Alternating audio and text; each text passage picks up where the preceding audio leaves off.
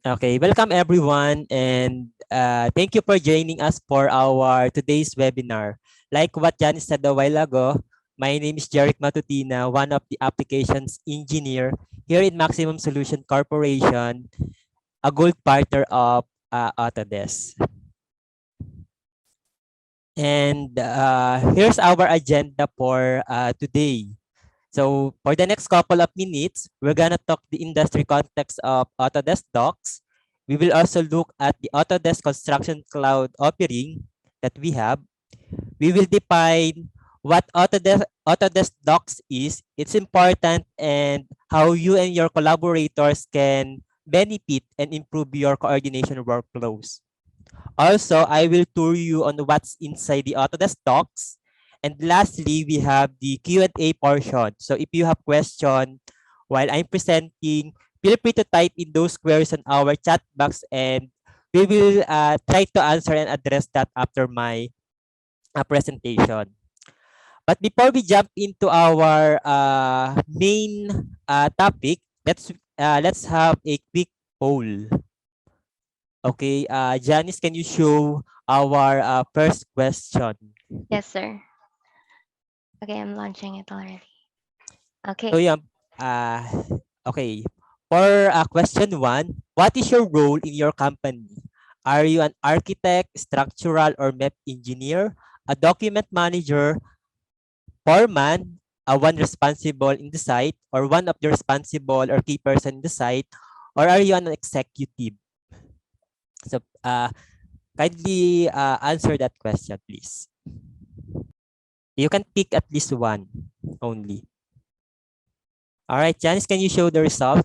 Oh, most of our audience are architect, structural, and engineers. And we have one foreman and one executive. All right. Second question. So for our second question, what is your company's means of design, communication, and collaboration? Cloud solution, through server, via email and phone, face-to-face, or none of the above? So kindly pick one. What is your means of design, communication, and collaboration?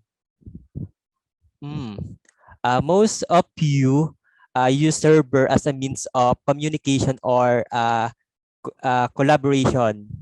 And then you don't do phone as a means of communication and collaboration. But most of you, server and next is cloud solution. So currently, meron sa ating gumagamit ng mga cloud tools natin for communication or collaboration. So thank you for participating on our quick poll. Thank you, everyone. Yeah. So let's move on for my next slide. So the landscape of many industry, including the AEC industry, has greatly changed due to the COVID-19 pandemic. So yung mga current businesses are looking para i-utilize yung mga cloud solutions as the new normal para sa kanilang design practices. So with the power of the cloud, continuity can be maintained through working anytime and anywhere on anything in order to minimize yung risk and para maging efficient pa rin tayo in our daily operations. So we know that if there's no continuity or when teams are not connected to the project, so possible it could result to more redundancy and of course errors. So cloud solutions present an ecosystem of tools that help you in a certain task such as yung design collaboration or model coordination. But this gives us the clarity and organization on managing unpredictable and mga disruptions along the way on our project. So this is possible with a common data environment wherein yung information can be accessed by all team members. With the power of the cloud, it also gives us the better visibility and insight in our daily design work. So insight make project management easier and direct us to where we should allocate yung ating mga available resources. So collaboration has been reshaped due to the current pandemic and patuloy itong nag-evolve. So companies ngayon are investing more into digitization with solution na nagko-connect ng team that offers flexibility and powerful insight. connected in terms of a common data environment to improve productivity and para ma-reduce yung rework, flexible in terms of different workflows wherein you can work not only in horizontal but vertical project as well. If you have the model, you can collaborate on that design anytime and anywhere. And powerful in terms of learning from analytics and insight. So now let me introduce to you the Autodesk Construction Cloud. So ano nga ba si Autodesk Construction Cloud? So si Autodesk Construction Cloud is the collection of Autodesk Clouds offering including BIM 360, PlanGrid, Building Connected, Assemble, and so on. But most of our existing clients currently use the BIM 360 platform because the rest are newly acquired by Autodesk. So merong pagbago na. What Autodesk did is na-create siya ng much more integrated platform which is termed as the unified platform. So yung unified platform, this focuses more on taking the best feature of BIM 360 and PlanGrid into a more combined and consistent workflow. So rather than having this cloud solution separately, si Autodesk nag-create siya ng unified platform out of the best ones. Kumbaga, best feature of BIM 360 plus best feature of PlanGrid is equivalent to unified platform. So looking back, so mag-throwback muna tayo. These are the BIM 360 packages that we offer. So some of you might have been or currently subscribed to some of the tools. So as you can see here, BIM 360 has a long way from the classic products which are in the greenfield boxes to the next-gen products which are in the blue field boxes naman.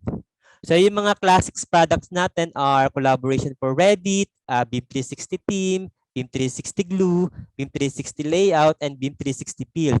While yung next-gen products naman are BIM 360 Docs, Design, Coordinate, and Build. So, sa mga first time makakarinig ng Autodesk BIM 360 or Autodesk Construction Cloud, so ito yung history or yung evolution ng ating mga cloud tools. So, this comes in packages. For example, when you subscribe to BIM 360 Design, you also get access sa ating Collaboration for Revit saka sa BIM 360 Team. So with the same idea, the unified platform, we also include those classic and next-gen components. So the unified platform has the same lineup, similar sa BIM 360 products natin. So far, in BIM 360, we have BIM 360 Docs, Coordinate, Design, and Build. But in the unified platform, we have the Autodesk Docs, BIM Collaborate Pro, and Build. And meron tayong new offering which is Autodesk Takeoff.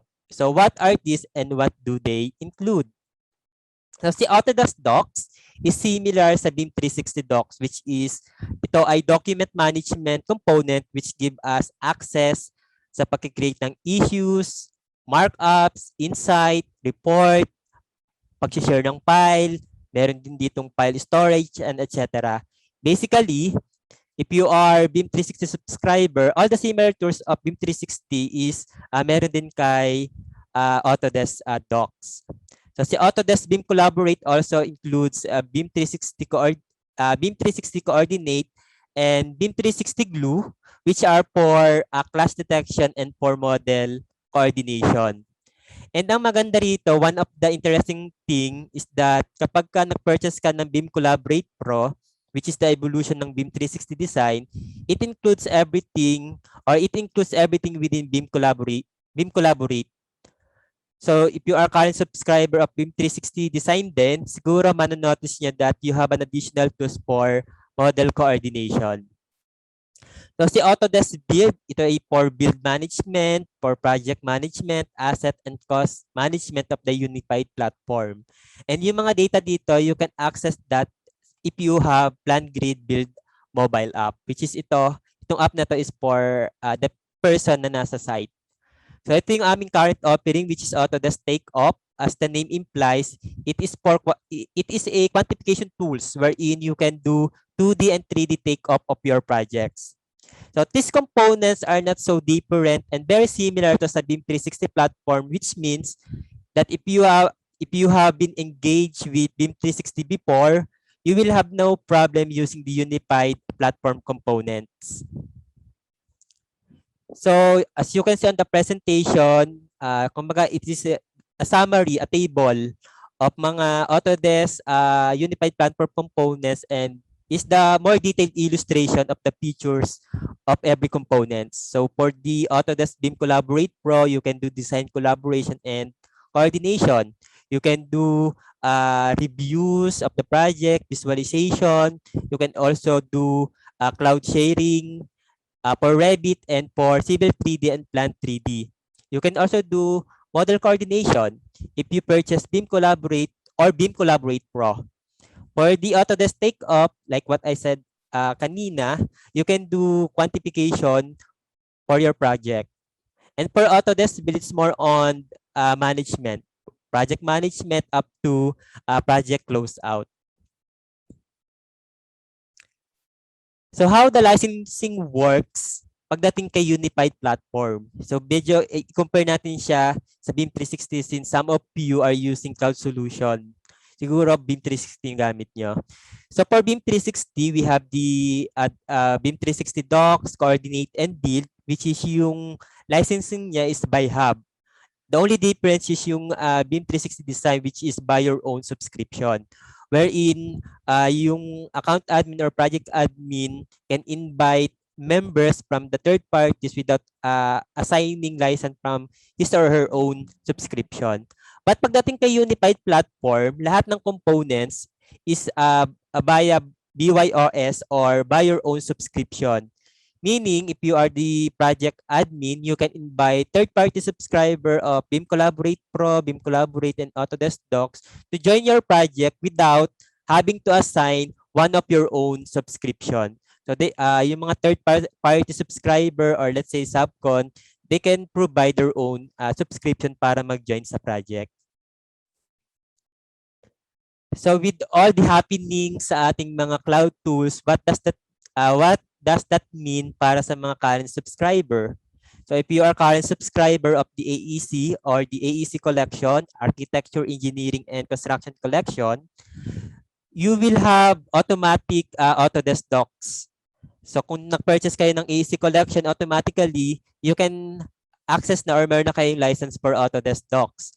But if you are existing BIM 360 Design, you have the BIM 360 Design subscription, automatically it upgraded to BIM Collaborate Pro into a 1:1 ratio. So BIM 360 Design upgraded to BIM Collaborate Pro 1:1. And if you are existing BIM 360 Coordinate subscriber, you can keep your current subscription until the end of your contract or term. But pag nag-renew ka, it will become BIM Collaborate. There is another comparison of Autodesk BIM 360 Docs and Autodesk Docs. So both of them are document management, while yung Autodesk is for unified platform, while yung BIM 360 Docs naman is for BIM 360 platform. Both of them are available or you can purchase as standalone, and it is added sa AEC collection. So when you purchase Autodesk BIM Collaborate or Autodesk BIM Collaborate Pro or Autodesk Build at Autodesk Take-Off, may kasama na siyang Autodesk Docs. And for the BIM 360 Docs naman, when you have Autodesk BIM Coordinate or Autodesk BIM Collaborate Pro, you have the BIM 360 Docs. You can access that tool. So currently, at the moment, yung mga file na na-store kay Autodesk Docs is, ang server niya is sa US, while kay BIM 360 Docs, yung server niya is both US and Europe. As of now, wala pa tayong mobile app for Autodesk Docs, but yung kay BIM 360 Docs, meron na siya. Existing na siya. So let's move on to our main topic or main tool for our webinars today, which is the Autodesk Docs. So Autodesk Docs is a common data environment or a single cloud-based platform para ma-streamline natin yung document management. And ito yung mga some features and functionality na pwede natin gawin or of having Autodesk Docs. So you can manage 2D and 3D design. meaning you can seamlessly upload and view 2D and 3D files. So yung teams natin or yung part ng project have the right information. You can also integrate with AutoCAD and Revit. So integration with Autodesk tools such as AutoCAD and Revit will help streamline yung workflow and para ma-reduce din yung duplication. Also, in Autodesk Doc, you can link files as reference such as RFIs, meetings, form and asset para mas ma-improve yung collaboration and para ma-reduce na rin yung miscommunication. You can also increase accountability and matrack and ma-resolve yung issues from a single centralized list. Since kay Autodesk Docs, it has a centralized issue management. You can easily create and share transmittal also with your project teams, and you can track with a full audit trail. So you can generate accurate and comprehensive documents in a single click for an update of your record and hard a copy of that documents. So here's another slide where it shows the some functionality pa ng Autodesk Docs. So with Autodesk Docs, you can organize your files and folder for use throughout the life cycle of your project. So in Autodesk, you can do or you can control documents. You can get the right information into the right hands with the structured folders and with permission tools. Meaning you can control the flow of information with access or robust access and permissioning tools. You can customize sharing options and create folders for a structured process. You can also do document approval. You can customize and automate review and distribution of project drawings, models, and other documentation. You can collaborate with tools to review and magkaroon ng comments sa documents. You can upload and share project files to the project team also. So with document approvals, you can reduce manual efforts and makapag-automate ng review of sheets, models, and file before siyang i-publish and i-share. Nga pala, if you have question in mind, feel free to type in sa ating chat box, and later after the presentation, i-answer natin yung mga concerns ninyo. Okay? Okay, moving on. With Autodesk Docs, you can collab with your documents. You can communicate and collaborate with project teams using full set of markup tools. So later, I will show you a simple presentation on how to create markups and comments sa mga files na nasa Autodesk Docs. You can also create a design review wherein you can identify and prioritize yung mga design and engineering problems with markups, issues, and makapag-automate ng reviews and construction data or for approval. So yung document control, approvals, collab, and review, I will show that as I walk you through later sa ating sa loob ng Autodesk Docs. So those are some of the features and functionality na meron kay Autodesk Docs. So I think this time, I will walk you through inside Autodesk Docs. So, i-check natin kung ano yung itsura ng user interface niya, how to manage team members, how to create folder structures and put permissions sa mga members ng project, how to put up markups and issue, how to create reviews and transmittal, and how to share files. So, yeah. I will show you my web browser, and then yeah. Janice, can you confirm if you are seeing my Autodesk Docs account? Yes, sir. I can see it clearly po. Okay, thank you for that confirmation. Okay po. Okay, if you are the executive or the account admin or the project admin or the team member, simply isa lang yung papasokin yung site sa web. Simply log into acc.autodesk.com. So acc.autodesk.com, Simply put that on your web box, then yeah, enter and then sign in using your Autodesk account, your username and password. And upon signing in, so yung makikita natin is my account, which is ako is account admin. So if you are the account admin or the if you are the account admin, ito yung unang bubungad sa inyo. You will see the project list, mga project or existing man or yung mga ipo-project or i-construct pa natin. And then if you are a team member, so you don't have this button, this create project, because only the admin can create a project. Now let's say you are the account admin. So simply, if you want to create a project, simply click this create project button, and then may magpa-pop up na create project box wherein dito i-input mo or ipipill up mo yung mga information needed about your project. You can put name for your project. Let's say Autodesk Medical Center. So that's the name of your project. For the project number, it's an option. It's optional. You can put project number or not.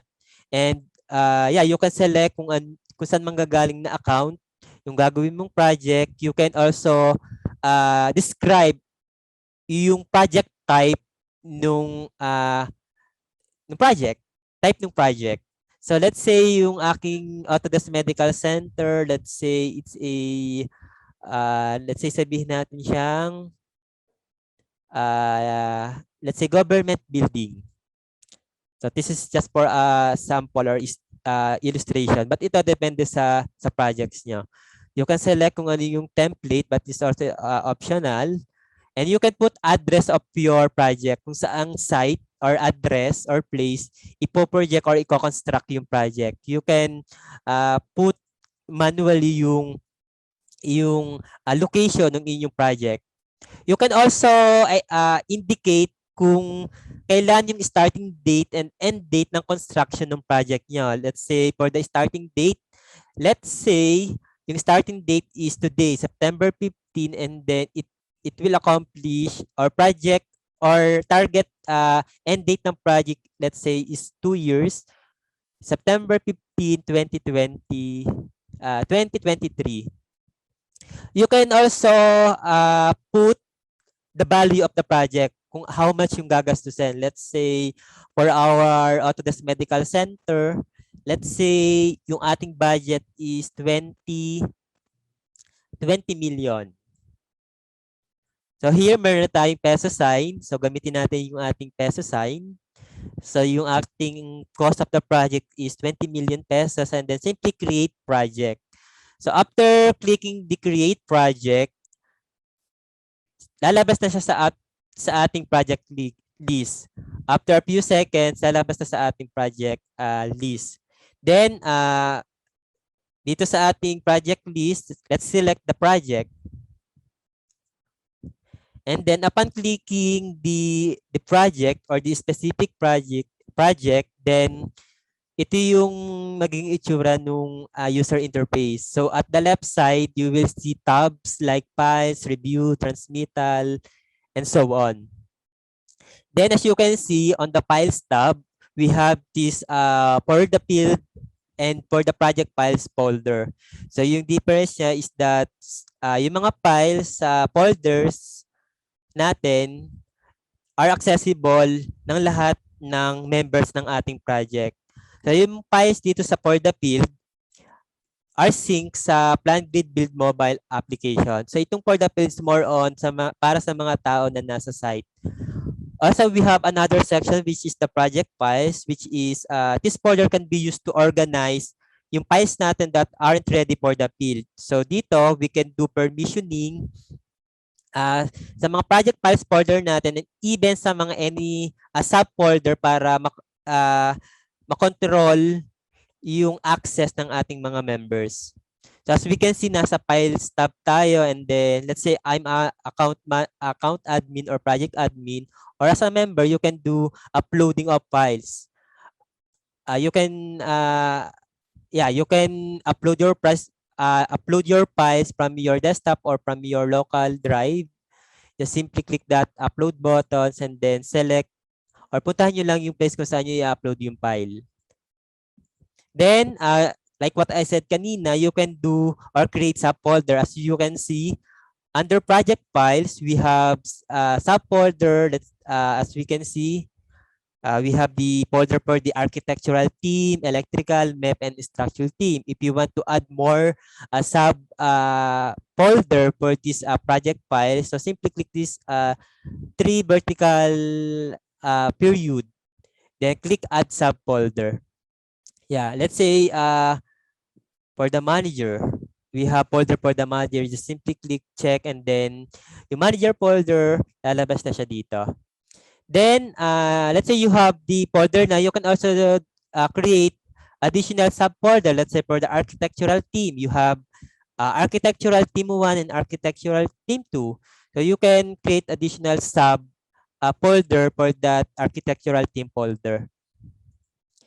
So you can click this add subfolder, but currently, medyo mabagal yung internet. So yeah. Upon finishing, yeah, ito yung magiging itsura yan. So yeah, let's say you have two teams for architectural, you can do a subfolder for a specific team.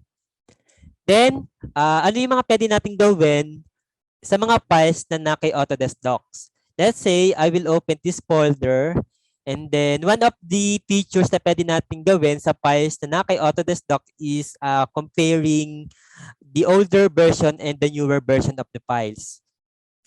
So as we can see here, I have the model, I have the medical center model, and then this is the version 2. So ang gawin natin is to compare this version 2 to version 1. So dito sa may right side, dito sa may corner, meron ditong tools for comparing. So let's click compare, then so yeah, we can select versions. The document A, let's say for the older version and for the document B for the newer version. But I think my internet is medyo slow yung aking internet. So yeah, what I want to show you is that you can compare documents 1 and documents 2. Or when you do, let's say, renovation, you have the before renovation model and the after renovation model. So you compare kung ano yung difference ng dalawa. Mahina lang yung internet ko ngayon, but when you click compare, meron lalabas na compare box wherein nandun yung mga data kung saan makikita mo kung ano yung added, kung ano yung modified, and kung ano yung mga changes between sa version 1 and then sa version 2. So that's one of the best features na pwede mong gawin sa mga files or document inside the Autodesk Docs. Another thing is putting markups or comments. Let's say you are the project administrator or you are the approver of the project. You can review yung mga markups. Yung mga markups pwedeng gawin siya ng mga team members also. So yeah, here I prepared markups na. So yan, I have this 2D sheet, then I put markups and comment or text para mas madaling ma-identify yung aking ginawang markups. So here we have, dito sa left side, we have the vertical markup tools like, yeah, you can put, you can do markups. Let's say you want to change the size of the door. So you can put border or region para ma-identify kung saan area or portion ng drawing yung i-modify, and then you can add text. You can put text here para mas madaling ma-distinguish kung ano yung pinapagawa mo or kung ano yung request mo sa end user or sa designer nung model or ng sheet na to. You can put text. You can, let's say, change the size of the door. Let's say that's the text or yan yung gusto kong gawin ng end user. Change the size of the door. So with this markup tools, you can resize the text box. You can also change the font size of the text. As we can see here sa right side natin, we have the font size section wherein dito binomodify natin yung size ng ating text. Kung gusto mo yung medyo malaki, maliit, so you have the option. Also for the text box border, you can change the color, you can customize yung ating text box color natin. So I change it to green. And then itong ating text box, you can also put fill. Currently, let's say palitan natin siya. So ayan, pinatan ko siya from white into something new color. Then you can change the opacity of the text box. You can also do that dito kay borders natin. So if you want to edit that, same features kay text, you can change the color of the border, you can change the opacity and thickness of the border. And you can also put fill color dun sa inside of the region. So ayan, if meron kang ginawang changes dito, so yung may inform or ma-notify about your changes is yung mga taong nakasubscribe dito sa files or sa folder na to. So that is those are the two things na pwede mong gawin of having files inside Autodesk Docs. You compare and you put markups. Now, let's go back to our fields tab. Like what I said kanina din, you can do permissioning. So you can, let's say for the structural team, you have the key person lang na gustong may access dito or makaroon ng access. You can click this vertical preview, then click permissions. Then upon clicking the permission button, so you can add members dito kung sino yung kakaroon ng access sa mga files na nasa folder dito. Let's say I will add the members of let's say I will add members Auto1. So yung aking first member na mag-access dito. Let's say si Auto1, or you can add as many as you want. Kung ilan yung key person para sa model inside this folder, you can add as many as you want. But for now, let's say I will add Auto1 as a member of this folder. Or siya yung merong access para sa folder na to, structural team folder. Then you can, like what I said, you can do permissioning kung anong permission level lang si Auto1 dito sa folder na to. So we have different options for permissioning. We have the view permission level wherein itong si Auto1, he may view the documents and add private markups and create issues. While yung second option for permissioning tools, we have the view and download files, meaning they can view the files, they can add private markup, they can create issues, but additional, dun sa first permission level, they can download the files. So we also have the create permission level, wherein dito he can view, he can download, and he can put markups publicly. So itong dalawang permission levels na nauna, he can put markups but privately. So itong create is they can, or he or she can publish markups, or they can create markups publicly. So we also have the create permission level wherein he or she or the member can view, download, publish markups, and upload files dito sa folder na to. Also, we have these other two permission levels. So let's say I will add Auto1 as a member, and then I will give him or her a permission level of let's say edit permission level, and then click add. So after clicking adding, say Auto1 on his or her portal account or Autodesk Docs account, he can view na yung files na naka-assign or yung inassign sa kanya. Then another tiles or tabs. Inside Autodesk Docs, we have the review tabs wherein you can create reviews. Let's say as a project admin, project owner, you have the issue sa project model or sa data na binigay sa inyo ng member. So you can put reviews.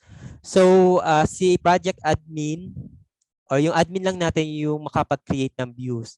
So let's say we want to create review. So first, kailangan nyo munang gumawa ng template for reviews. So we have the settings button and then create approval workflow.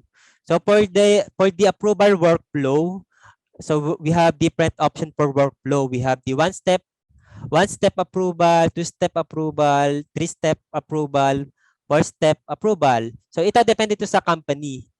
So let's say halimbawa, yung sa project niyo isa lang yung mag-a-approve. So you can create a template for one-step approval. Isa lang yung mag-review and mag-a-approve. So let's say two-step approval. So two person yung involved sa project. Siya yung two person yung magre-review and mag-initial and final review nung data. So again, upon creating or before creating review, you need to create approval workflow template and si admin lang yung makakapag-create nito. So let's say, as you can see, I have the workflow na. I created a workflow before this day, before the event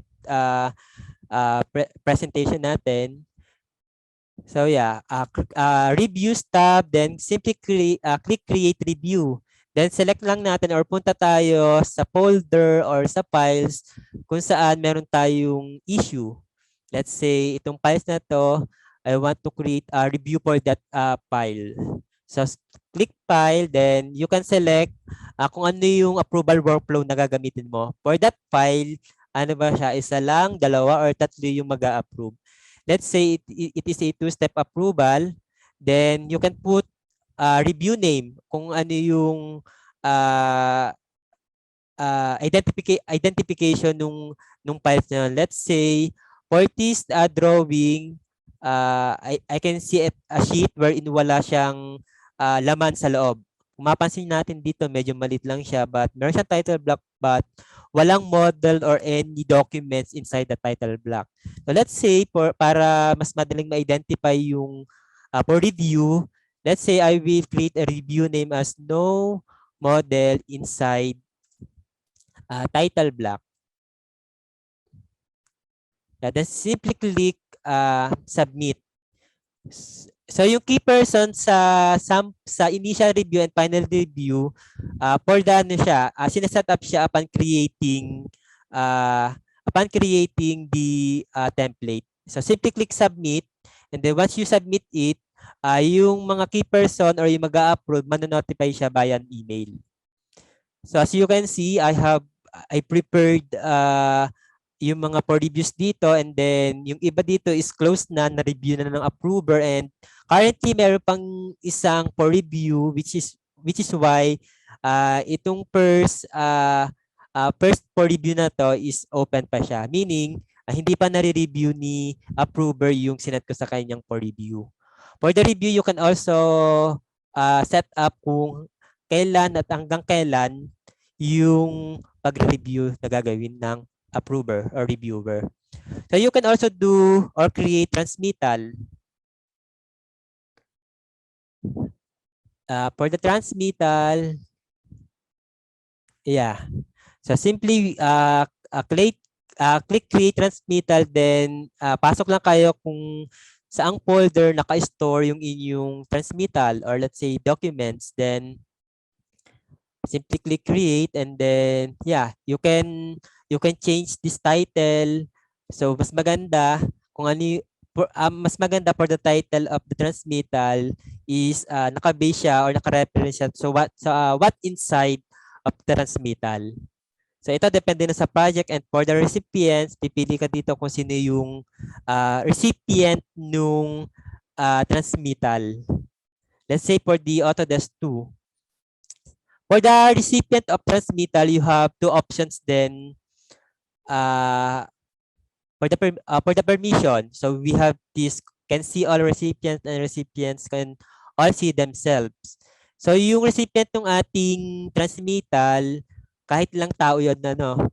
Then as you can see, I set up for recipient of transmittal auto 2 to auto 5. Then the difference between the can see all recipients is that when we select can see all recipients, ibig sabihin si auto 2, malalaman niya kung sino pa yung co-recipient nung transmittal. Second option for view permission of transmittal, for the recipients can only see themselves. So si auto 2, hindi niya malalaman kung sino pa yung co-recipient nung transmittal. So after setting up these recipients and permission level, you can also put message para mas maraming information yung makukuha ng recipient about sa transmittal na sinend mo. Simply click create, and then after clicking create, yung mga recipient can be notified by an email. Then we have the issues tab wherein you can create issues para matrack yung work, ma-resolve yung problems, and para ma-prevent na din yung delays. So you can create issues on the web or sa Android or iOS devices. So yeah, you can click reviews, then yeah, you can set up kung ano yung title nung issues mo dun sa, let's say, files na nasa Autodesk Docs. Then you can set up din yung status, or let's say as a project admin or account admin, you can change the status from open to pending up until to close. Then you can describe, or you can describe kung ano yung issues nung generate mong issues, let's say for sa file or sa sheet or sa data. You can also key in kung ano yung type ng issue para mas madaling ma-distinguish nung issue recipient yung yung iyong concern. Now you can assign to any member or company or role. You can put location, and you can also put due date and starting date and due date nung pagre-review nung issue.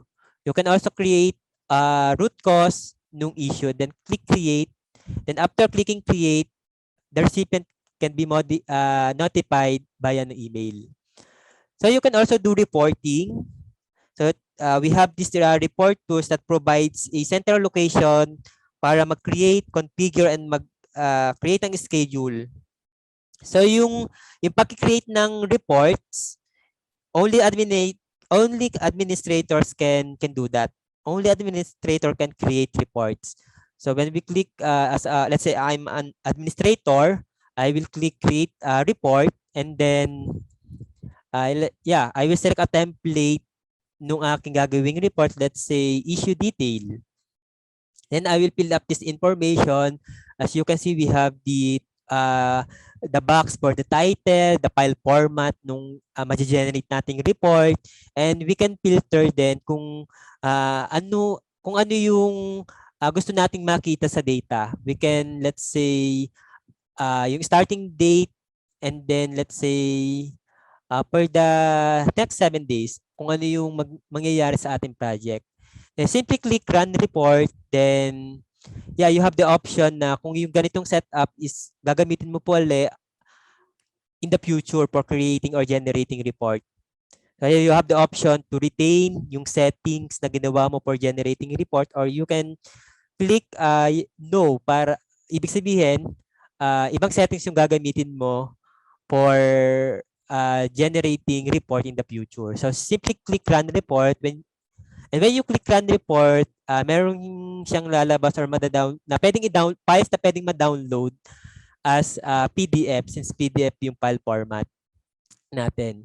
Though again, yung pag-create ng reports is only administrator can do so. But meron namang option sa administrator na i-share yung report. So balikan natin itong reports tab, balik tayo sa kanyang main page. So I have here a list of generated reports. So yeah, So I can download report, then yeah, as an admin gusto ko na inform din yung other project members sa mga nangyayari or happenings na sa kinoconstruct na project. So you can download report, and after downloading, you can send that file sa mga concerned person. We also have the members tab wherein you can add members any time of the day. So you can put add members here.